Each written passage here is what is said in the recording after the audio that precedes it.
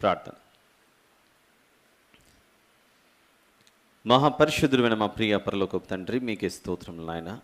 ఈ ఆదివార దినమున మేమందరము ఇటు రీతిగా మీ సన్నిధిలో చేరి ఇంతవరకు పాటలతోనూ నా తండ్రి విత్తబడిన చదవబడిన వాక్యం ద్వారా మిమ్మల్ని మహింపరిచి మేము నేర్చుకుని ఉండగా నా తండ్రి మరికొద్ది నిమిషంలో మీ విలువైన సందేశమును మాకు బయలుపరచమని వేడుకొనిచ్చు మా ప్రభువును ప్రియరక్షకుడైన యేసు ప్రభు వారి పేరిట అడిగి వేడుకొని సమర్పిస్తున్నాను తండ్రి, ఆమేన్.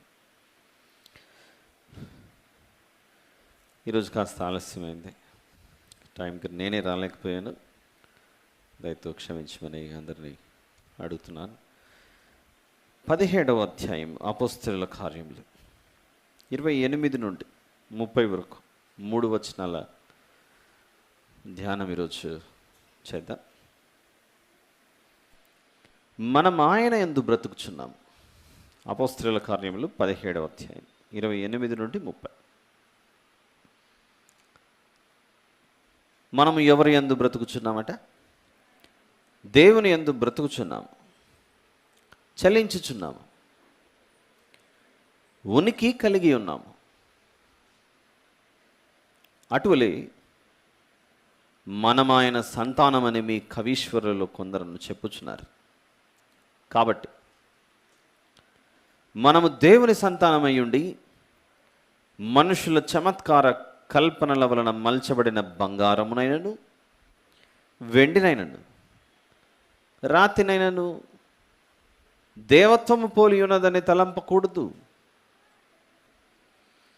ఆ అజ్ఞాన కాలములను దేవుడు చూచి చూడనట్టుగా ఉండను. ఇప్పుడైతే అంతటను అందరూ మారు మనసు పొందవలనని మనుషులకు ఆజ్ఞాపించుచున్నాడు. దేవుని యొక్క ఏర్పాటు చొప్పున ఈ భూమి మీద మనం బ్రతుకుచున్నాం, చలించుచున్నాం. అది 28వ వచనంలో ఉనికి కలిగి ఉన్నాము. మనం ఈరోజు బ్రతికి ఉన్నాము అని అంటే అది దేవుని యొక్క కృప. దానితో పాటు మనమైన సంతానమట, మనమైన పిల్లలం. మనం ఎన్ని చేసినా భూమి మీద మనము దేవుని మర్చిపోయినా ఆయన మనల్ని మర్చిపోడట. అది ఎంతవరకు? మనకు జ్ఞానోదయం అయ్యేంతవరకు. అన్ని బుద్ధి, తెలివి, వివేచన అనే శక్తి మనకు వచ్చినా ఇంకా మనం దేవునిగా గుర్తుపట్టకపోతే అప్పుడు ప్రమాదంలో పడతాం. దేవుని ఎరిగిన వారు, దేవుని ఎరుగని వారు అందరూ ఉన్నారుగా భూమి మీద ప్రస్తుతానికి. వింటున్నామా? ఈ భూమి మీద నిజమైన దేవుణ్ణి ఎరిగిన వారు బ్రతుకుచున్నారు, నిజమైన దేవుణ్ణి ఎరుగని వారు బ్రతుకుచున్నారు. ఇంకా కొన్ని సందర్భాలలో దేవుని ఎరిగిన వారు కష్టాల్లో ఉంటారు, దేవుని ఎరుగని వారు చాలా సుఖంగా బ్రతుకుతుంటారు భూమి మీద. దేవుని ఎరుగని వారు సుఖంగా, సంతోషంతో ఈ భూమి మీద ఏవేవి అవసరమో ఆ అవసరానికి మించి ఆస్తి సంపదలతో బ్రతుకుతుంటారు. అయితే దేవుని ఎరిగిన వారు మాత్రం ఏమీ లేనివారుగా బ్రతుకుతుంటారు. ఎంతో విచిత్రంగా అనిపిస్తుంటుంది. ఈ సృష్టిని చేసిన దేవుణ్ణి మేము నమ్ముతున్నాం, మేము విశ్వసిస్తున్నాం. మరి సృష్టికర్తకు బిడ్డలుగా ఉన్న మేమేమో పేదరికంలో ఉన్నాం, దారిద్ర్యంలో ఉన్నాం. సృష్టికర్తను ఎరుగని వారేమో ధన సంపదలతో విలాసవంతమైన జీవితంతో ఉన్నారు అని మనకు అనిపిస్తూ ఉంటుంది. అనిపించటం కాదు, అలాంటివి కనబడుతున్నాయి సమాజంలో. అయితే దేవుడు ఇలాంటి ప్రజలను చూపించినప్పుడు మనకు కూడా అర్థం అవ్వాలి, ఇదేదో వింత నాకు సంభవిస్తుంది, ఇదేదో నాకు క్రొత్తగా నాకే జరుగుతోంది ఇలా అనే అభిప్రాయం కాకుండా, దైవజనుడైన ఏలియా గారిని చంపాలని చూసినది ఎవరంటే ఒక దేశానికి పట్టపు రాణి యెజబెల్. బాగా ధనమున్న అహాబు యెజబెల్ లాంటి వారేమో రాజమందిరంలో రాజభవనంలో నివసించారు. ఏలియా గారేమో దైవజనుడు, ప్రవక్త, వెళ్ళి కొండల్లోనూ గుహల్లోనూ బ్రతికే పరిస్థితి ఆయనది. అప్పుడు ఏలియా గారు కూడా మన వలె ఆలోచించి ఉండాలిగా, దేవుణ్ణి నమ్ముకున్నందుకు నా పరిస్థితి ఇలా అయ్యిందని. ఇలాంటి సమాజంలో మనకు కనపడినప్పుడు మనకు వెంటనే అర్థం అవ్వాలి, అన్నీ దేవుడిచ్చినప్పుడు ఈ మనిషి ఒక్కసారైనా ఇవన్నీ నాకు ఇస్తున్నది ఎవరు అని ఆలోచిస్తాడని అన్నీ ఇచ్చాడు. రేపొద్దున కన్ను మూసిన తర్వాత దేవుడు ఆ వ్యక్తిని తీర్పులోనికి తీసుకొచ్చినప్పుడు నన్ను ఎందుకు నువ్వు గుర్తుపట్టలేదు, నేనున్నాను అన్న విషయం నువ్వు ఎందుకు గ్రహించలేదు అని అంటే, అసలు నువ్వు ఎవరు ప్రభువా అన్నాడు అనుకోండి ఈ వ్యక్తి. ఇన్ని రోజులు నీకు ఇవన్నీ ఎలా లభించాయి, ఎవరిచ్చారు అన్న విషయం, అంత ధనముండి అంత జ్ఞానముండి అన్ని బుద్ధుండి నీకు అర్థం అవ్వలేదా? ఉదాహరణకు మనం ఇంకా ఇక్కడ చేరుకోకముందే కొందరు వచ్చారు, వీటిని శుభ్రపరిచారు, ఏర్పాట్లన్నీ చేశారు. మనం వచ్చి కూర్చున్నాం. వచ్చిన వాళ్ళకి ఏ అవగాహన ఉండాలి, నాకంటే ముందు ఎవరో వచ్చి ఇవన్నీ ఏర్పాటు చేశారు అనే అభిప్రాయం మనకు ఉండాలి. అలా కాకుండా ఎవరు రాలేదు, ఈ చైర్లు ఇలానే ఈరోజు ఉన్నట్లుండి భూమిలో నుంచి ఇలా వెలిసాయి, పుట్టగొడుగుల్లాగా బయటకు వచ్చాయి అని అనుకుంటే, ఈ లైట్లన్నీ ఇలానే వచ్చాయి, ఆకాశంలో సూర్యుడు ఉన్నాడు, ఆ సూర్యుడు వాళ్ళ బ్రదర్స్ని సిస్టర్స్ని ఇట్లా పెడితే ఇట్లా లైట్స్ లాగా ఇట్లా వచ్చి కనపడుతున్నాయని అనుకుంటే ఇట్లా ఎవరో వచ్చారు, ఏర్పాటు చేశారు, దీని వెనుక వేరే వారి కష్టం ఉంది అని కూర్చున్న మనకు అవగాహన ఉండాలి, ఉంటుంది కూడా.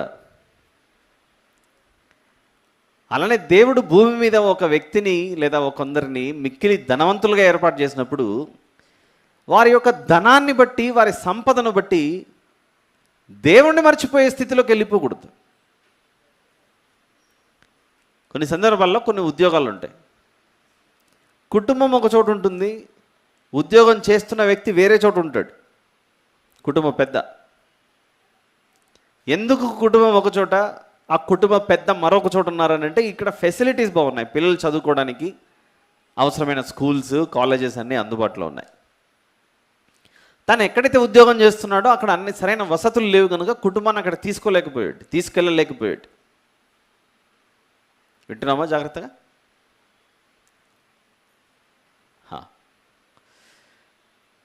అయితే అలా దూరంలో ఉన్న వ్యక్తికి గుర్తుంది, పలానా ఊరిలో నేను విడిచిపెట్టి వచ్చిన నా ఫ్యామిలీ ఉంది, నా పిల్లలు ఉన్నారు, నా భార్య ఉంది, అక్కడ నెలకు నాకు వచ్చిన జీతంలో వాళ్ళకి పంపించకపోతే వాళ్ళు పస్తుండి చచ్చిపోతారు ఆకలికి. వారు పోషింపడాలి అని అంటే నాకు వచ్చిన శాలరీలో బ్యాంకులో వేస్తే వాళ్ళు అక్కడ విత్డ్రా చేసుకుంటారు, ఉపయోగించుకుంటారు. అక్కడికి వెళ్ళిన వ్యక్తి ఇక్కడున్న పిల్లలను, భార్యను మర్చిపోయాడు అనుకోండి, వచ్చిన జీతం అంతా అతనే బ్యాంకులో పెట్టేసుకొని వాడుకుంటున్నాడంటే వీరి పరిస్థితి ఏమవుతుంది? ఇప్పుడు కుటుంబం వీధుల పాలు అవ్వాల్సిందే. సరే, కుటుంబాన్ని ప్రేమించడం కనుక ఇస్తూ వచ్చాడు.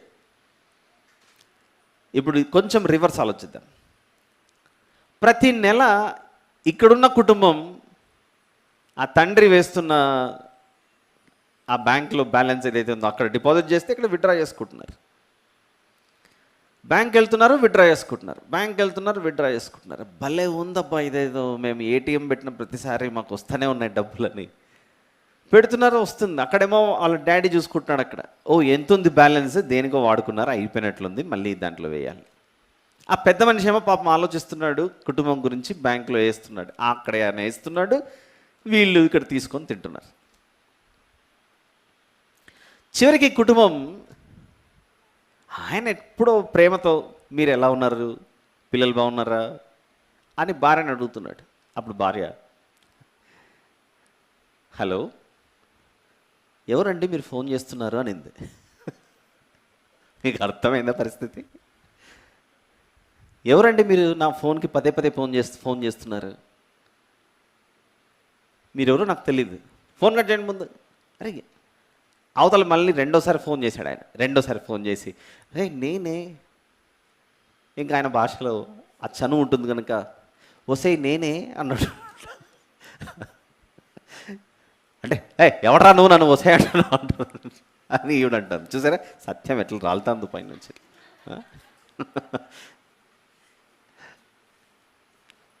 ఆ తర్వాత నీకు ఎంత ధైర్యం ఉండు, నీ నంబర్ నోట్ చేసుకుని నేను పోలీస్ స్టేషన్కి వెళ్తా, ఎవడో ఫోన్ చేస్తున్నాడండి ప్రతిసారి అని చెప్పేసి పోలీస్ స్టేషన్ కంప్లైంట్ ఇచ్చింది ఆవిడ. ఎవడో ఫోన్ చేస్తున్నాడు. అప్పుడు మళ్ళీ ఆయన అంటాడు, మా ఆవిడ కొంచెం మతిపోయినట్లుందండి అని అంటాడు. మళ్ళీ నన్ను మతిపోయింది అంటాడు. వీడెవడో ఎక్కడ ఉన్నాడు ఫస్ట్ మీకు ముందు ఎఫ్ఐఆర్ మామూలుగా రాయకండి, అక్కడ ఏమైనా స్పెషల్ వివిఐపి ఎఫ్ఐఆర్లు ఏమైనా ఉంటే అలాంటివి ఏమైనా ఉంటే రాసి పెట్టండి. ఆ తర్వాత పోనీ మీ అమ్మకేమో అయిందంటారా కొంచెం చూడరా అని వీళ్ళు బిడ్డలకు ఫోన్ చేస్తే, ఈ బిడ్డలు అదేమో ఆన్సర్ ఇస్తున్నారు. మమ్మీ ఎవరో ఫోన్ చేస్తున్నారు మమ్మీ, నన్ను చూసి పట్టుకొని మీ మమ్మీకి ఏమో అయిందని అంటున్నాడు అని బిడ్డలు కూడా అదే మాట్లాడుతున్నారు. కానీ ఒకటైతే బాగా గుర్తుంది, ఏటీఎం పోతే డబ్బులు వస్తున్నాయని. చివరికి ఈ ఫ్యామిలీ నిజంగానే వరకేం మతేం పోలేదు, కానీ అన్నిటికంటే ధ్యాస దేని మీద ఉందంటే, ఆ మనిషి ఎవరైతే అడవుల్లో, కొండల్లో, గుట్టల్లో రాత్రనక పగలనక కష్టపడి ఎక్కడెక్కడైతే ఉద్యోగాలు చేస్తున్నాడో అతను ఆయన ఎవరు కూడా మర్చిపోయారు పూర్తిగా. ఒకటైతే బాగా గుర్తుంది, ఏటీఎంకి వెళ్తే డబ్బులు వస్తాయి. సరే నన్ను మర్చిపోయిన వీరికి నిజంగానే మర్చిపోయారు, వీళ్ళు నిజంగానే మర్చిపోయారు. మర్చిపోయిన తర్వాత అతను ఏం చేశాడంటే, నన్ను మర్చిపోయిన వీళ్ళకి నేనేం చేయాలి? వచ్చాడు ఒకరోజు నిజంగానే ప్రయాణమై ఇంటికి వచ్చాడు. ఇంటికి వచ్చిన తర్వాత డోర్ కొట్టాడు. డోర్ కొట్టిన తర్వాత ఎవరండి మీరు అని తీశారు తలుపు.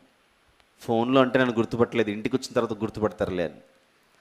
ఎవరండి మీరు అంటున్నారు. ఆయన ఏమో బ్యాగ్ పట్టుకొని ఇంక ఇంట్లో అడుగు పెడదామన్న టైప్లో వచ్చాడు. సాధారణంగా ఎవరింటికి వాళ్ళు ఎలా వస్తారు, తలుపు తీయగానే లోపల పరిగెత్తారు. ఇంక అందరు చుట్టుకున్నారు. ఒకడేమో లోపల పప్పు గుర్తుంటే తీసుకొస్తున్నాడు, ఇంకొకడు గడ్డపార ఎత్తుకొస్తున్నాడు, ఇంకొక కర్ర ఎత్తుకొస్తున్నాడు. నువ్వు మా ఇంట్లోకి ఎలా దూరారు, బ్యాగులు నీ లగేజ్ పట్టుకొని వచ్చాను. నిజంగానే నేను రా మీ నాన్న రా బిడ్డ అని చెప్తున్నాడు. నన్ను పట్టుకొని మా నాన్న అంటున్నాడు వీడు అని వీళ్ళు అంటున్నారు. ఇవన్నీ ఆలోచించి మొత్తానికైతే ఇంట్లోంచి తరిమేశారు. ఆ తర్వాత లోపల ఇంట్లో నుంచి ఇంకొక ఎవరో ఇతనికి తెలియని ఒక ఆయన లుంగి కట్టుకొని బనీన్ వేసుకొని బయటకు వచ్చాడు. ఇంకా ఊహించుకోండి పరిస్థితి. ఆ ఇంట్లో ఉండాల్సిన పురుషుడు అనకుండా వేరేవాడు వచ్చాడు లోపలికి. కానీ ఇతను మాత్రం ఏం చేశాడు, పాపం వీళ్ళని ప్రేమించి లక్షల కొద్ది వేసాడు. ఫీజులని, ఆ తర్వాత అడ్మిషన్ ఫీజులని, ఫుడ్ అని, ఈరోజు మటన్ తినాలనుకుంటే అదే వేసాడు, అన్నీ వేసాడు. ఇలా చేసినటువంటి స్థితిలో పాపం కుటుంబం పూర్తిగా మర్చిపోయింది ఇతన్ని. నాకేమీ కూడా మేలు ప్రయోజనం కానీ కుటుంబం కొరకు నేను ఎందుకు కష్టపడాలి అని ఏం చేశాడంటే, ఏటీఎంలో డబ్బులు వేయడం మానేశాడు. ఏటీఎంలో డబ్బులు వేయడం మానేశాడు. ఎప్పుడైతే ఏటీఎంలో డబ్బులు వేయడం మానేశాడో, కొండైనా కూడా ఏమవుతుందట, తింటూ కూర్చుంటే కరిగిపోతుందట. కొండైనా కూడా తింటూ కూర్చుంటే కరిగిపోతుంది. అప్పుడు ఏటీఎంలో డబ్బులు అయిపోయిన తర్వాత ఏదో కొంచెం పాకెట్లో ఉంటే దాన్ని ఒక 1 రోజులు, 2 నెలలు, 3 నెలలు అలా కాలం గడిపేశారు. ఉన్న లోపల మిగిలిపోయిన ధాన్యం అదంతా. ఇంకా చివరికి అక్కడ ఏటీఎం ఖాళీ, కిచెన్లో గిన్నెలు ఖాళీ. అక్కడ ఏటీఎం ఖాళీ, ఇంట్లో లైట్ ఆన్ అవ్వట్లేదు. ఎందుకు? ఆయన డబ్బులు ఇస్తేనే కదా వీళ్ళు కరెంటు బిల్లు కట్టేది. కరెంటు బిల్లు కట్టలేదు, తినడానికి గింజలు లేవు, ఆహార ధాన్యం లేదు. చివరికి ఇంటి యజమాని కూడా వచ్చాడు. యజమాని అంటే ఓనర్, అద్దెంట్లో ఉంటున్నారు వీళ్ళు. ఆయన ఇస్తుంటే ఇన్ని రోజులు రెంట్ కట్టారు వీళ్ళు. ఆయన వచ్చాడు, ఇంకా వారంలో మీరు రెంట్ కట్టకపోతే మీరు అవుట్ అన్నట్టు. ఎందుకైంది వీరి పరిస్థితి ఇలా? వీరి పరిస్థితి ఎవరైతే ఇస్తున్నారో ఆ ఇస్తున్న వ్యక్తి యొక్క సంపాదన మీద ఆలోచన ఉందే కానీ ఇస్తున్న వ్యక్తి గుర్తులేడు. మన దేవుడు మనుషుల చేత ఎలా నిర్లక్ష్యానికి గురయ్యాడో ఈ ఎగ్జాంపుల్ మీరు ఊహించుకుంటే అర్థమవుతుంది. ఇశ్రాయేలు దేశంలో అప్పుడప్పుడు కరువు, ఇశ్రాయేలు దేశంలో అప్పుడప్పుడు భయంకరమైన తెగులు, కరువు, తినడానికి పంటలు పండకుండా అలా స్థితిలో వర్షం ఆగిపోవడం, ఇలాంటివన్నీ ఎందుకు జరిగాయి అని మనం ఆలోచిస్తే సమయానికి వర్షం ఇచ్చాడు, సమయానికి పంటలు పండే విధంగా దేవుడు చేశాడు, ఆయా ఋతువులకు సంబంధించిన పండ్లు చెట్లకు కాసే విధంగా చేశాడు, వారికి తేనె కావాలంటే తేనె పాలు తేనెలు ప్రవహించే దేశాన్ని ఇచ్చాడు. అన్నీ ఇచ్చినటువంటి ఆయనను వీళ్ళు ఏం చేశారనంటే ఇస్తున్న ఆ వాటన్నిటినీ తీసుకుని తృప్తిగా తిని భుజించి సుఖంగా జీవించడం అలవాటైపోయింది, కానీ ఇస్తున్న వ్యక్తిని మర్చిపోయారు. ఈ కరువులు, ఈ తెగుళ్ళు, దేశంలో పంటలు పండకుండా ఆగిపోవటం, ఇలాంటివన్నీ మనం ఓల్డ్ టెస్ట్మెంట్ పాత నిబంధన చదివితే అర్థమవుతాయి. కొన్ని సందర్భాల్లో 2 సంవత్సరాలు 3 సంవత్సరాలు వర్షాలు పడకుండా దేవుడు ఆపేశాడు. ఎప్పుడైతే వర్షం ఆగిపోయిందో ఇక్కడ పంట పండలేదు. పంట పండలేదా, ధాన్యం ఆగిపోయింది. ధాన్యం ఆగిపోయేసరికి వీరి ఇంటిలోనికి తిండి గింజలు రాలేదు. అప్పుడు గుర్తొచ్చారు. ఎవరు? ఓ, ఫలానా దేవుడు మాకు సప్లై చేసేవాడు వీటన్నిటినీ. ఎలా? ఆకాశం నుండి వర్షం, భూమి నుండి ఉత్పత్తి, మేము రోగాల బారిన పడకుండా అనారోగ్య పాలవ్వకుండా దేవుడిస్తున్న మంచి ఆరోగ్యం అని అప్పుడు గుర్తొచ్చి దేవుని వైపు తిరిగి ప్రయాణం చేయటం, నీవే మా దేవుడు అని వెతికినప్పుడు అప్పుడు దేవుడు తిరిగి వారికి అన్నీ ఇవ్వటం ప్రారంభించటం. ఆ తర్వాత కొద్ది కాలం మళ్ళీ మర్చిపోవటం. ఇందాక ఈ ఫ్యామిలీ లాంటిదే. ఏటీఎంలో డబ్బులు అయిపోయిన ప్రతిసారికి 3-4 నెలలకు ఒక ఆయన ఉండేవాడు, ఏమండి తప్పు అయిపోయిందండి క్షమించండి ఇంకోసారి చేయమన్నారు. అయ్యో మా ఫ్యామిలీ అంతా నా వైపుకి వచ్చిందని చెప్పేసి ఆయన మళ్ళీ కనికరించి మళ్ళీ వేసాడు. ఆ డబ్బులు అయిపోయేసరికి వాడుకుంటున్నారు, అవి అయిపోయిన ప్రతిసారి మళ్ళీ గుర్తొస్తున్నాడు ఆయన. ఏమన్నా న్యాయమా, ధర్మమా అది? అంత కష్టపడుతున్నది దేని కొరకు? ఎక్కడో ఉన్న నా భార్య నా పిల్లలు నన్ను ప్రేమిస్తారన్న ఉద్దేశం, నన్ను ప్రేమిస్తారన్న ఆలోచన ఆయనకు ఉండటంతో ఆయన అన్నీ చేస్తున్నాడు. కానీ ఇక్కడ ఉన్నటువంటి వారేమో పూర్తిగా మర్చిపోయారు. ఈరోజు జరుగుతున్నది, పరలోకమందు మనల్ని కన్న దేవుడు ఉంటే, ఈ భూమి మీదికి మనల్ని పంపించిన దేవుడు తండ్రి పైనుండి ఆజ్ఞాపించగా ఈ ప్రకృతి మొత్తం కదులుతోంది. ఈరోజు సాయంత్రం 6:30-7 ఆ ప్రాంతానికి పూర్తిగా సూర్యాస్తమయం అవుతుంది. సూర్యుడు అస్తమిస్తాడు. అదేం పెద్ద మాకు తెలియదండి, సాయంత్రం అయితేనే సూర్యుడు పోతాడు అని మనం అనుకోవచ్చు. కానీ వెళ్ళిపోయిన సూర్యుడు రేపు మార్నింగ్ రాలేదనుకోండి, రేపు ఉదయం రాలేదనుకోండి సూర్యుడు, అప్పుడు అర్థమవుతుంది ఎందుకు సూర్యుడు ఆగిపోయాడు అన్న విషయం. అంతేకాకుండా వచ్చిన సూర్యుడు పోకుండా కూర్చున్నాడు అనుకోండి, ఈవినింగ్ అయ్యింది, రాత్రి అయింది, టైం అయితే పరిగెత్తుంది, అర్ధరాత్రి 12 అని చూపిస్తుంది వాచ్, మన సెల్ ఫోన్లు కరెక్టే చూపిస్తున్నాయి, కానీ చీకటి పడట్లేదు. ఏదో తేడా వస్తుందని మనిషి గుర్తించాలి. ఈరోజు ఈ భూమి మీద మనిషి దేవుణ్ణి మర్చిపోయి చేస్తున్న తప్పు అంతా ఇంత కాదు. దీనికంతటికి కారణం అపోస్తలుల కార్యములు 17వ అధ్యాయం, book of acts chapter number 17, 28వ వచనం. మనం ఆయన యందు బ్రతుకుచున్నాము. మనం ఆయన యందు బ్రతుకుచున్నాము అంటే మనం పీలుస్తున్న గాలి ఎందుకు చూసారా? అక్కడ స్విచ్ ఆఫ్ చేస్తే ఫ్యాన్ ఆగిపోతుంది, లైట్ ఆగిపోతుంది. దేవుడు కూడా మనకిచ్చే ఈ ఆక్సిజన్ ఏదైతే ఉందో, ఎప్పుడు వీళ్ళ మాటినట్లేదు, ఎప్పుడు పాపం చేయొద్దన్నా చేసుకుంటూ పోతూనే ఉన్నారు, వీళ్ళకి నేను ఊపిరిచ్చి వేస్ట్ అయిపోయింది అని దేవుడు స్విచ్ ఆఫ్ చేశాడు అనుకోండి, ఊపిరి అనేది మనలోకి వెళ్ళకుండా ఇంకా మనం ఆయన యందు బ్రతకడం అనేది ఉండదు. ఒక క్షణంలో రాలిపోవటమే. ఆయన ఇచ్చిన వాటన్నిటినీ అనుభవిస్తూ ఆ దేవుడు చెప్పినట్లుగా వినకుండా అవిధేయత చూపించడం, డిసొబీడియంట్గా ఉండటం అన్నది చాలా పెద్ద తప్పది. చలించుచున్నాము, ఉనికి కలిగి ఉన్నాము. నీవు ఎవరు అనడానికి అని ఎవరైనా మనల్ని అడిగితే హూ ఆర్ యూ అంటే మనం చెప్తాం నేను ఐఎమ్ సో అండ్ సో అని. But you are so and so అని చెప్పడానికి నీకు ఆధారం ఎవరు, కారణం ఎవరు? ఈ భూమి మీదకి 100వ కీర్తన ప్రకారంగా 3వ వచనంలో మనము ఆయన చేతి ఆయన నుండి వచ్చిన వారం, మనల్ని మనమే చేసుకున్న వారం కాము. 100వ కీర్తన 3వ వచనం, ఆయనే మనల్ని పుట్టించను, మనం ఆయన వారము. మళ్ళీ ఇంకొక ఎగ్జాంపుల్ చెప్తాను. దేవునికి మనం ఎందుకు అంత వాల్యూ ఇవ్వాలి, అంత రెస్పెక్ట్ ఇవ్వాలి? ఇంటికి గెస్ట్లు వచ్చారు. ఇంటికి గెస్ట్లు వచ్చిన తర్వాత లోపల నుంచి ఇంట్లో కుమార్తెలు ఉన్నారు. మొత్తానికైతే ఆ తండ్రి అందరి ముందు పరిచయం చేస్తున్నాడు, హీఈస్ మై సన్ అని. He's my son, his name is so and so అని. అప్పుడు సన్ అందరి ముందు, hey what are you saying, I'm not your son అన్నాడు అనుకోండి అందరి ముందు. నువ్వు ఏం చెప్తున్నావు, అసలు నీ కొడుకా నేను, అసలు నువ్వెందుకున్నావు ఇంట్లో అంటున్నాడు ఈ కొడుకు అందరి ముందు, గెస్ట్ల ముందు.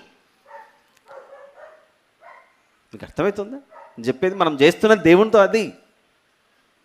భూమి ఆయనది, పరలోకం ఆయనది, పరదేశ్ ఆయనది. ఈ భూమి మీద మనము ఆయన స్వరూపమందు ఆయన పోలిక చొప్పున ఉన్నవాళ్ళం మనం. నా కుమారుడు అని చెప్తుంటే నువ్వు నాకు డాడీ అంటున్నావు ఏంటి అని మనం క్వశ్చన్ మార్క్ పెట్టి చూస్తున్నాం అక్కడ.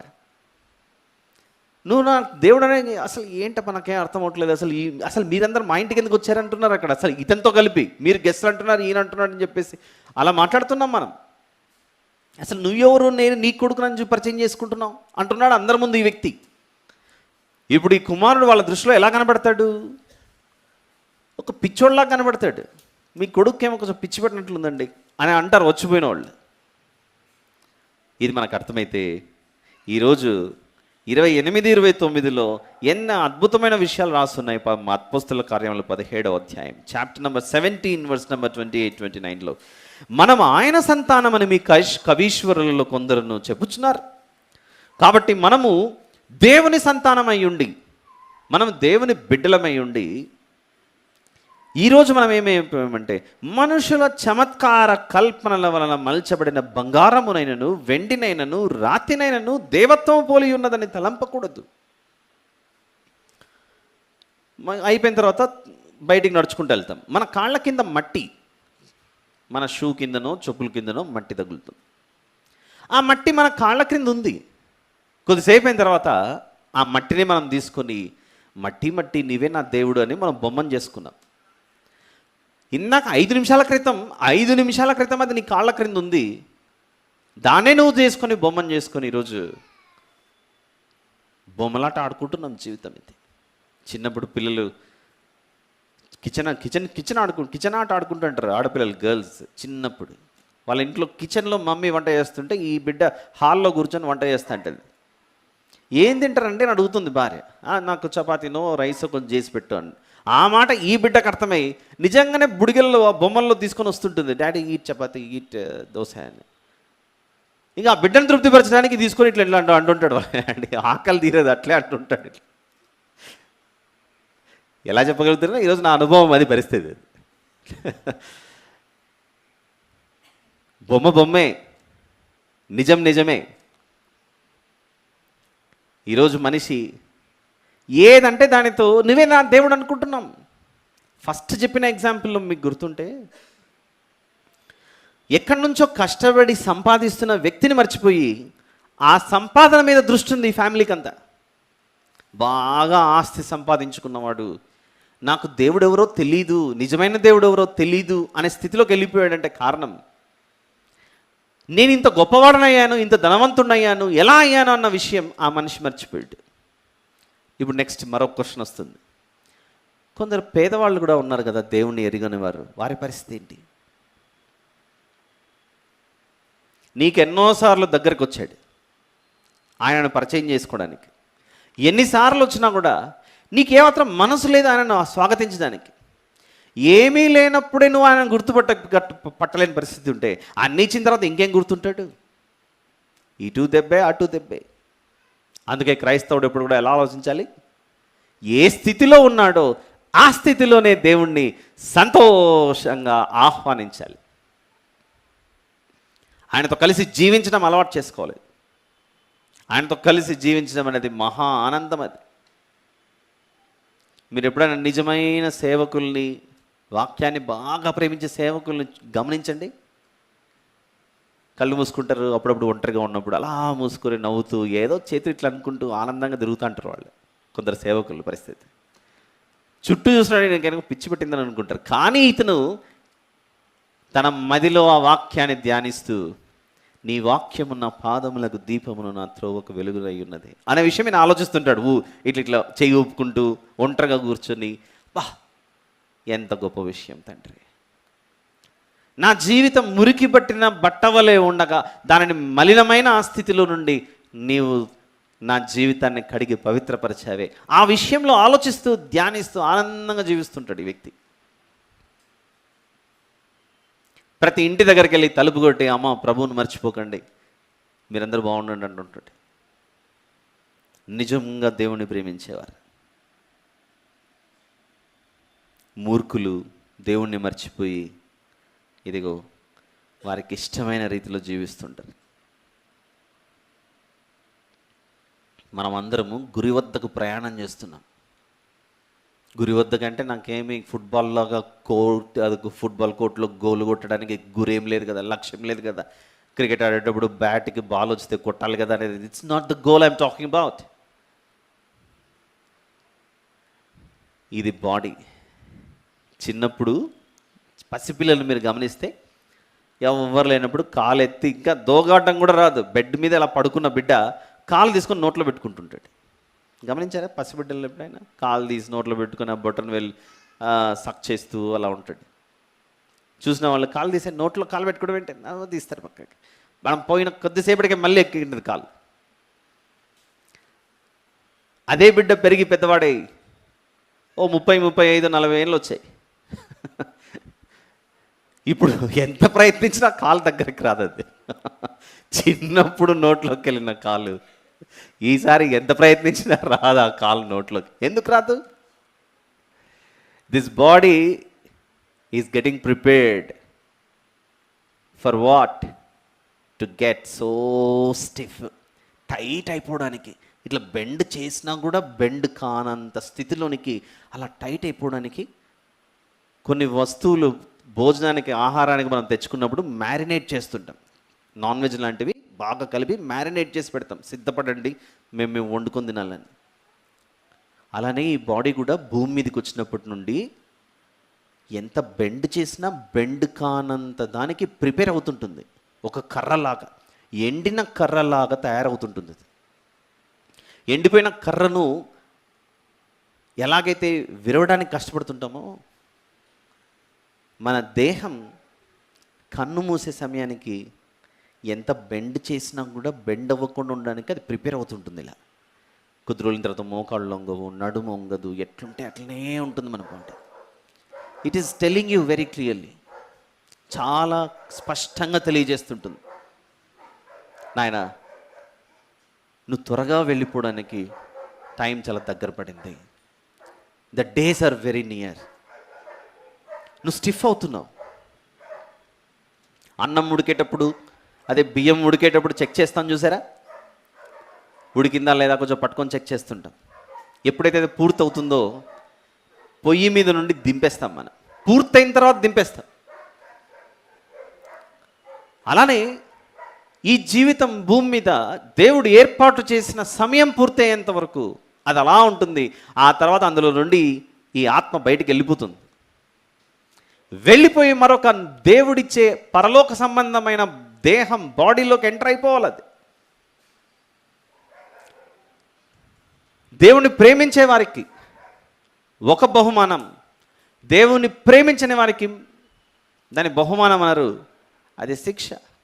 అందరూ స్కూల్కి వెళ్ళారు, అందరూ కాలేజీకి వెళ్ళారు పిల్లలు, కానీ కొందరు మాత్రం నెక్స్ట్ స్టేజ్కి వెళ్తారు. కొందరు ఎక్కడున్న వాళ్ళు అక్కడే ఉంటారు. ఎక్కడున్న వాళ్ళు అక్కడే ఉంటారంటే మళ్ళీ ఒక 1 year వెనక్కి వెళ్ళిపోవాలి, మళ్ళీ రాయాలి ఎగ్జామ్. ఫెయిల్ అయిపోయాడు, భూమి మీదనే మనిషి ఏర్పాటు చేసిన కట్టుబాట్లు, రూల్స్ అండ్ రెగ్యులేషన్స్ ఇన్నుంటే దేవుడు పరలోక సంబంధమైన వాటిని మనం అర్థం చేసుకోవడానికి మనకు ఆయుష్ ఇచ్చాడు. ఒక్కొక్క ఇయర్ మన ఎడ్యుకేషన్లో ముందుకెళ్ళడానికి 1 year 12 months టైం పడుతుంది, 12 నెలల సమయం. ఒక 5th క్లాస్ నుంచి 6th, 6th నుంచి 7th, 7th to 8th అలా వెళ్ళడానికి. దేవుణ్ణి అర్థం చేసుకొని భూమి మీద నుండి మరో లోకానికి వెళ్ళడానికి దేవుడు పెట్టిన టైం పీరియడ్ ఈ సంవత్సరాల కాలం, మనకిచ్చిన ఆయుష్. అయితే ఆ ఆయుష్ ఉండగానే మనకు అర్థం అవ్వాలట. ఏంటది విషయం? అపోస్తల కార్యములు 17వ అధ్యాయంలో ఇదిగో జరిగింది, ఏదో జరిగిపోయింది. 30వ వచనంలో, ఆ అజ్ఞాన కాలములను దేవుడు చూచి చూడనట్టుగా ఉండెను. పుట్టినప్పటి నుంచి మనం దేవునికి ఒబీడియంట్గా ఉన్నామా? నో అనే ఆన్సర్ అందరిది no. The answer is no. I was not so obedient, I was not obedient. నేను విధేయతగా లేను. మరి లేకున్నా కూడా నువ్వు ఎలా బ్రతికావు ఇన్ని రోజులు? How did you survive? నువ్వు ఎలా చలించగలిగావు, ఎలా బ్రతికావు? అంటే దేవుడు నా బిడ్డలే కదా, తెలుసుకుంటారులే, పోనీలే అని మనల్ని ఏం చేశాడంటే అలా మన జీవితాన్ని కొనసాగించుకుంటూ క్షమించుకుంటూ వచ్చాడు. అలా వచ్చిన దేవుడు ఇప్పుడు మనతో అందరితో మాట్లాడుతున్నాడు. అంతటను అందరూ ఏమవ్వాలట? మారు మనస్సు పొందాలి. మేము మారు మనస్సు పొందాం కనుకనే ప్రభు బలలో చేయి వేస్తాం కదా అని మనకు ఉండొచ్చు. మనసు దేవుని వైపుకు మరలిన తర్వాత, మారు మనస్సు అంటే ఏంటి? ఇంగ్లీష్లో స్టైల్ చెప్పుకోవాలంటే బార్న్ అగైన్ అని మాట్లాడతాం. మనస్సు దేవుని వైపుకు మారిన తర్వాత మళ్ళీ నీ మనస్సు దేవుని వైపుకు వెళ్లకుండా చూసుకోవాలి. మళ్ళీ మన మనస్సు లోకం వైపుకు ప్రయాణం చేయకుండా ఉండాలి.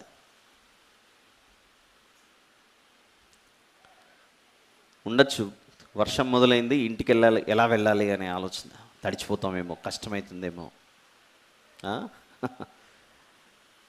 ఇది ఏ డైరెక్షన్లో మనం ఆలోచిస్తామనే దాని మీద డిపెండ్ అయి ఉంటుంది. How we perceive, what's our perception. వర్షం పడుతుంది, తడిచిపోతానేమో, బయటికి చర్చ అయిపోయి టైం పడింది అని బాధగా ఈ వర్షం గురించి ఆలోచించేది ఒక మనస్సు. దీని విషయంలో ఆనందించేది ఇంకొక రకమైన మనస్సు. దేవా, ఈ వర్షం ఇచ్చినందుకే థ్యాంక్స్ తండ్రి, నేను తడిచినా పర్లేదు. ఈ వర్షమే నువ్వు ఇవ్వకపోతే వచ్చే మాసంలో నాకు సీతాఫలం, కస్టర్డ్ యాపిల్ లేదు తండ్రి. నీవే ఈ వర్షం ఇవ్వకపోతే నెక్స్ట్ సీజన్కి నాకు మ్యాంగోస్ కూడా లేవు ప్రభువా.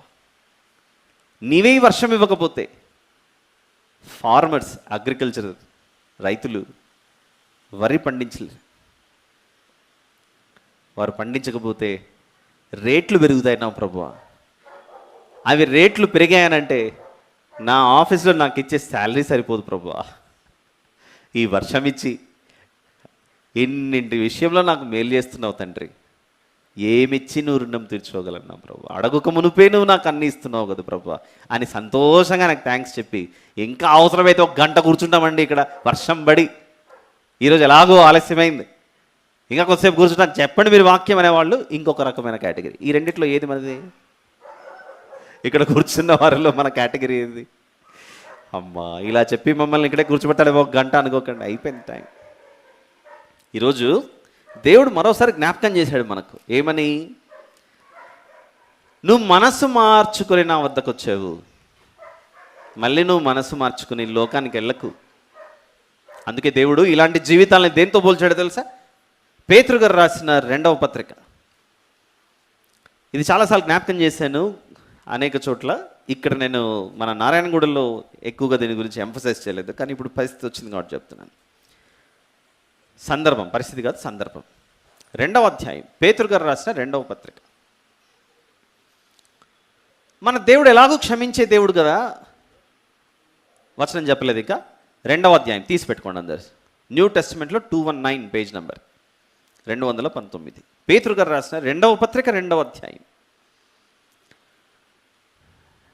యేసు ప్రభువును తెలుసుకుని బార్న్ అగైన్ అయిన తర్వాత, మారు మనసు పొంది వచ్చిన తర్వాత, మళ్ళీ మనం ఒకవేళ మనస్సు మార్చుకొని లోకం వైపు చూసామనుకోండి, దానిని దేనితో పోల్చాడంటే దేవుడు 22వ వచనంలో, ఇది అద్భుతమైన కంపారిజన్. మనం పాపం చేయకుండా ఉండడానికి దేవుడు చూపించిన ఒక అద్భుతమైన కాంబినేషన్ ఇది. కుక్క తన వాంతికి తిరిగినట్టును అని ఉంది అక్కడ. బైబిల్లో పరిశుద్ధాత్మ దేవుడు రాయించినటువంటి మాట ఇది మన ఆత్మీయ జీవితాల కొరకు. కుక్క తన వాంతికి తిరిగినట్టును, కడుగబడిన పంది బురదలో దొరలుటకు మళ్ళినట్టును అను నిజమైన సామెత చొప్పున వీరికి సంభవించాను. ఏమంటున్నాడంటే, అప్పుడప్పుడు బయట ఫంక్షన్స్ జరుగుతుంటాయి, పెళ్ళిళ్ళలో లేకపోతే ఏదో ఫంక్షన్. అందరూ వచ్చిన వాళ్ళు తినేసిన తర్వాత ప్లేట్లు పడేస్తారు. ఆ వ్యర్థం అంతా తిని వాళ్ళంతా ఇది నాకు పనికిరాదు అన్నట్ల తర్వాత పడేస్తారు. ఆ పడేసిన విస్తరాకుల దగ్గరికి ఎవరు వస్తారు అంటే మనుషులు కాదు. నా ఉద్దేశంలో ఏవి వస్తాయి అంటే, రైట్ ప్రశ్న, ఏవి వస్తాయంటే కుక్కలు వస్తాయి, డాగ్స్. ఆల్రెడీ మనిషే దాన్ని అటు ఇటు ఇటు అటు పీల్చి పిప్పి చేసి పడేసింటాడు అక్కడ. పడేసిన తర్వాత పడేసిన దాన్ని తినడానికి కుక్కలు వచ్చాయి. కడుపు నింపుకుంది కుక్క. దేనితో? ఇప్పుడే స్టవ్ మీద నుంచి దింపి వేడివేడిగా వడ్డించాం కదా, దాంతో కాదు, మనుషులు తిని పడేసిన దాంతో. అన్ని తిన్న తర్వాత కడుపు నిండిపోయింది ఆ కుక్కకు. అంత హెవీగా తినేసరికి మనం కూడా కొన్ని సందర్భాల్లో ఎక్కువగా తిన్నామనుకోండి, డైజెస్ట్ అవ్వదు, జీర్ణం అవ్వదు. అలానే ఈ ఎగ్జాంపుల్లో పేతురు గారు రాసిన 2వ పత్రిక 2:22లో మన కుక్క గారికి కూడా డైజెస్ట్ అవ్వలేదు. అప్పుడు ఈ కుక్క గారు వెళ్ళి నాకు జీర్ణం అవ్వలేదు, మొత్తానికి ఏదో ఎక్కడో వెళ్ళి కక్కేసింది. కడుపు ఖాళీ అయిపోయింది. జిహెచ్ఎంసీ వాళ్ళు వచ్చారు, విస్తరాకులన్నీ ఎత్తుకొని వెళ్ళిపోయారు, క్లీన్ చేసేసారు. అక్కడ మళ్ళీ విస్తరాకుల దగ్గరికి వెళ్దామంటే కుక్కకు అవి కనపడట్లేదు. చుట్టూ చూసింది, ఎక్కడ ఆహారం దొరకలేదు. మిగిలింది ఒకే ఒక గమ్యస్థానం ఒకటి దొరికింది దానికి. అదేంటంటే, అది ఏదైతే కక్కిందో మళ్ళీ అక్కడికి వెళ్ళి గులాబ్ జామున్ రసగుల్లా టైప్లో తింటాను మళ్ళీ కూర్చున్నది. ఎంత ఎబ్బెట్టుగా ఉంది చూడండి ఆలోచిస్తుంటే. ఆ విషయాలు వింటుంటేనే మనకేట్లను అనిపిస్తుంది, అసహ్యంగా అనిపిస్తుంది. ఈరోజు బాప్తిసం తీసుకుని ప్రభువు వద్దకు వచ్చిన బిడ్డలు ఎంతమంది అయితే ఉన్నారో వాళ్ళందరూ మళ్ళీ ఒకవేళ మనసు మారి సాతానుతో స్నేహం చాలా ప్రియంగా ఉంది, ఎంత గొప్పగా ఉంది, అద్భుతంగా ఉందని ఆలోచించి లోకం వైపుకు మళ్ళీ పాపం చేయడానికి అడుగు పెట్టారనుకోండి, దాన్ని దేనితో పోల్చాడంటే ఇందాక చెప్పబడిన ఆ కుక్కతో పోల్చాడు. ఎందుకంటే ఆ బ్రతుకు అంతగా అసహించుకుంటున్నాడు. వద్దు. We should believe, trust, we must have faith. నేనేం తప్పు చేసా ఎవరు చూడలేదని అనుకుంటే చూసేవాడు ఒకడు ఉన్నాడు, పరలోకమందున దేవుడు నిన్ను, హీఈస్ ఎగ్జామినింగ్ యువర్ హార్ట్. నాకు చీట్ చేయడానికి నీకు మనసు ఎట్లా వచ్చింది అంటాడు దేవుడు. అట్లా నన్ను మోసం చేయడానికి నీకు మనసు ఎలా వచ్చింది? నీ అజ్ఞాన కాలంలో నేను చూసి చూడనట్టు వదిలేశాను కదా, ఇప్పుడు నిజం తెలుసుకొని మళ్ళీ నా దగ్గరకు వచ్చావు. ఇంత పరిశుద్ధమైన దేవుణ్ణి విడిచిపెట్టి పాపం వైపు పరిగెత్తాలని నీకు మనసు ఎలా వచ్చింది? రా కూర్చుందాం రా, మాట్లాడుకుందాం రా అన్నాడు అనుకో దేవుడు. ఏం ప్రభా పిలిచావు మాట్లాడడానికి, ఏం చేస్తావు చెప్పంటే స్విచ్ ఆఫ్ చేయాలనుకుంటున్నాను. ఏంటి? ప్రాణం తీయాలనుకుంటున్నావు, ఊపిరి తీయాలి, పీల్చే గాలిని ఆపేశాడంటే చాలు, ఈ మన్ను అయినది తిరిగి ఎక్కడికి వెళ్ళిపోతుంది? మన్నులోకి వెళ్ళిపోతుంది. ఆత్మ దేవుని దగ్గరికి వెళ్ళిపోతుంది. దేనికి? రివార్డ్కైనా రెప్రిమాండ్కైనా. రివార్డ్ అంటే బహుమానం, రెప్రిమాండ్ అంటే శిక్ష, పడాలి, చంపదెబ్బ పడాలి. వద్దండి, మనం దేవుని బిడ్డలం, ఎట్టి పరిస్థితుల్లో తప్పు చేయకుండా జాగ్రత్త పడాలి. బైబిల్లో కొందరు పేర్లు కనబడతాయి, దేవదూతుల పేర్లు. గబ్రియేల్ అనే దేవదూత, మిఖాయేల్ అనే దేవదూతలు. గబ్రియేల్ అనే దేవదూతకు లూకా సువార్తలో దేవుడు పిలిచి 1వ అధ్యాయం 26వ వచనం చాలా బాగుంటుంది చూడండి. చాలామందికి తెలిసి ఈ సందర్భం. కన్య అయిన మరియ వద్దకు పంపబడిన దేవదూతనే గబ్రియేల్. మనిషికి దేవదూతకున్న తేడా చెప్తున్నాను, difference between man and angel. దేవదూతకు మనిషికి ఉన్న తేడా. లూకా సువార్త 1వ అధ్యాయం 26వ వచనంలో 6వ నెలలో గబ్రియేలను దేవదూత గలిలయలోని నజరేతు అను ఊరిలో దావీదు వంశస్థుడైన యోసేపును ఒక పురుషునికి ప్రదానము చేయబడిన కన్యక యొద్దకు దేవుని చేత పంపబడెను. పంపించింది ఎవరు? దేవుడు. వింటున్నారంతా? వినండి జాగ్రత్తగా, వెరీ ఇంపార్టెంట్, మిస్ అవ్వకండి. పరలోకమందు దేవదూత ఎవరు? గబ్రియేలు అనే దేవదూత. గబ్రియేలు పలానా భూమి మీదకి వెళ్ళి, అక్కడ భూమి మీదలో పలానా స్థలం ఒకటి ఉంది నజరేతు, అది గలిలయలో ఉన్నటువంటి ప్రాంతం. ఆ నజరేతులో మరియా అనే స్త్రీ వద్దకు నువ్వు వెళ్ళాలి అని చెప్తే, ఇప్పుడు గబ్రియేలు అనే దేవదూత, ఏం ప్రభువా, ఈ పరలోకంలో కోటాను కోట్లు ఇంతమంది దేవదూతలు ఉన్నారు, ఎప్పుడు నేనే దొరికానా నీకు, వేరే వాళ్ళని చూసుకోపో అని అడిగింటే గబ్రియేలు అనే దేవదూత, వేరే వాళ్ళని చూసుకొని నన్ను ఎందుకు పంపిస్తున్నావు ప్రతిసారి అని దేవునితో గబ్రియేలును దేవదూత అనలేదు. గబ్రియేలు దేవదూత దేవుడు చెప్పగానే, అమ్మ నా దేవుడు చెప్పాడు, నేను ఖచ్చితంగా ఆ స్త్రీ వద్దకు వెళ్ళి ఈ విషయం శుభవార్త చెప్పి తీరాల్సిందే అని బయలుదేరాడు గబ్రియేలు అనే దేవదూత. అయితే మనిషి, నువ్వు ఎక్కడికో వెళ్ళకమ్మా, నువ్వు ఎక్కడికన్నా వెళ్ళి, కానీ ఒక మాట నేను చెప్తున్నాను, కొంచెం నీ మెడ తిప్పి తలకాయ ఇలా తిప్పి వెనక్కు చూడకు తల్లి అని చెప్పాడు, అంతే. ఎవరితో? లోతు గారి భార్యతో. మనిషికి ఆ దూతకు ఉన్న తేడా చెప్తున్నాను. గబ్రియేలు వెళ్ళు, గో, నజరేతుకి వెళ్ళి మరియాకి ఈ విషయం చెప్పు అంటానే, ప్రభువా నేను వెళ్తాను ప్రభువా అని బయలుదేరేసి గబ్రియేలు దేవదూత వచ్చేసాడు. సీ దట్ ఒబీడియన్స్, విధేయత చూడండి, గబ్రియేలు అనే దేవదూత చూపించినటువంటి ఒబీడియన్స్ అక్కడ. కానీ సొదొమ గొమొర్రాలు దగ్ధమయ్యే సమయంలో, దహించవేయబడే సమయంలో లోతు గారి కుటుంబానికి స్పష్టంగా చెప్పాడు, వెనక్కి తిరిగి చూడకుండా బయలుదేరండి అని. ఏమవుతుందో, మా ఇల్లు ఏమవుతుందో, అందులో చీరలు ఏమైపోయాయో, డ్రెస్ ఏమైపోయిందో, పంచదార ఏమైపోయిందో, పప్పు ఏమైపోయిందో అని ఆలోచించి ఈవిడ వెనక్కి అలా చూసింది. ఇంకా అవన్నీ ఆవిడే ఉప్పు అయిపోయింది, ఉప్పు స్తంభం అయిపోయింది పరిస్థితి. లోతు గారి భార్య విషయంలో దేవుడు తీసుకున్న నిర్ణయం, ఎక్కడికో వెళ్ళాల్సింది కాదమ్మా, కొంచెం వెనక్కి తిరిగి చూడక తల్లి అన్నాడు, అంతే. నువ్వు చెప్తే నేను వింటానా? ఇక యోనా గారి విషయంలో, నేనేమాక వెళ్ళు అని అంటే, నువ్వు ప్రభా నువ్వు ఏమైనా చేసుకోవాలి, నేను వెళ్ళి చెప్తే వాళ్ళు మారుతారు, నేను తర్షీష్కి వెళ్తాను వెళ్ళిపోయాడు. మనిషి చూపించిన నడవడిక, ప్రవర్తన, దేవుని ఎడల, దేవదూతలు దేవుని ఎడల చూపిస్తున్నటువంటి విధేయత, ఈ రెండిట్లో తేడా చూడండి ఎంత బాగుందో. ఏం నేర్చుకుంటున్నామంటే, మాట వినకపోవటం అన్నది మనకు పూర్వం నుండి అలవాటైపోయింది. ఎవరి మాట వినకపోవటం? దేవుని మాట వినకపోవడం అన్నది మనకు పూర్వం నుండి అలవాటైంది. కాబట్టి ఇలాంటి మాటల ద్వారా మనం ఇప్పుడు హెచ్చరింపబడాలి. దేవుడు నాకు ఏది చెబితే నేను అది వింటాను అనే నిర్ణయం తీసుకొని మన జీవితాన్ని గొప్పగా సాగించుకోవాలి. విధేయతతో విజయం, అవిధేయతతో మనకు వచ్చేదే అపాయం. ఆలోచిస్తారని ఆశిస్తూ, సమయం ఎక్కువైంది కనుక ఇంతటితో ముగిస్తున్నాను. ప్రార్థన చేసుకుందాం. ప్రేమగల తండ్రి, కృపగలిగిన మా దేవ, పరిశుద్ధుడైన మా తండ్రి, మీకే స్తోత్రములు నాయన. మేము మీతో ఎలా నడుచుకోవాలి, ఎలా జీవించాలని అనేక విషయాలు మాకు ఈ కొద్ది సమయంలో బయలుపరిచారు. భయము భక్తితో జీవించడానికి మాకు నేర్పించమని, మీ అధికారమునకు మేము ఒప్పుకొనలాగిన సహాయం చేయమని వేడుకొంచు. మా ప్రభువును ప్రియరక్షకుడైన యేసు ప్రభు వారి పేట అడిగి వేడుకొని సమర్పిస్తున్నాను తండ్రి. ఆమేన్.